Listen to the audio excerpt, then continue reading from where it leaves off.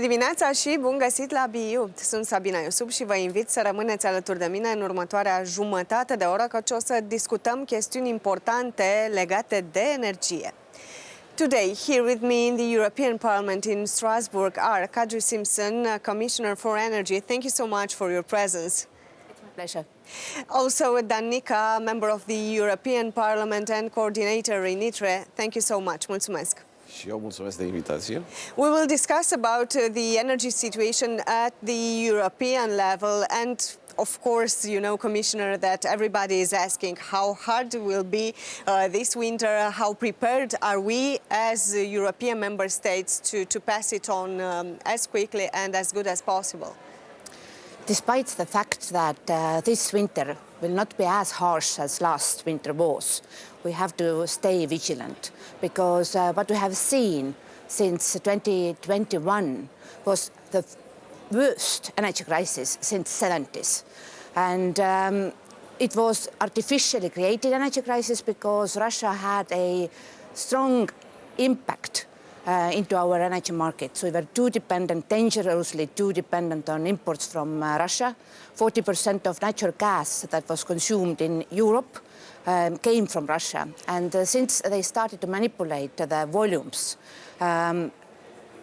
they hit our market and created lots of uncertainties. Of course, when there is unbalanced supply and demand situation, then prices will increase. And we saw record peaking prices last year. We responded very fast. Already 2 years ago, European Commission gave member states a guidance, so-called toolbox, how to support the most vulnerable consumers and enterprises. But since then, we have adopted a long list of emergency measures. And I can say that this December, our underground gas storage is full, prices are down, and we have been able, step by step, limit the volumes of Russian gas into our market. And just last week, we concluded gas and hydrogen package negotiations that will allow also these governments who still see that their enterprises are buying Russian LNG to stop also this activity.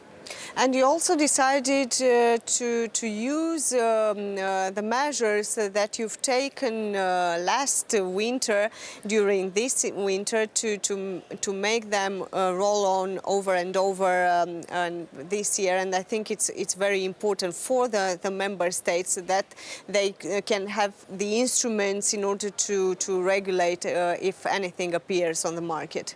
Indeed. We made an analysis what can happen this winter, and there are some strong risk components. For example, if there will be extremely cold winter, or if something happens with international LNG producers and their facilities, or there will be another sabotage act against our critical infrastructure, then we might face difficulties. And to avoid this situation that some of the member states will be hit very hard, we decided to prolong for another year our emergency measures. And I think that the most important of these agreements is agreement between our member states that if one member state will be hit, then neighbors and neighbors' neighbors will support this country.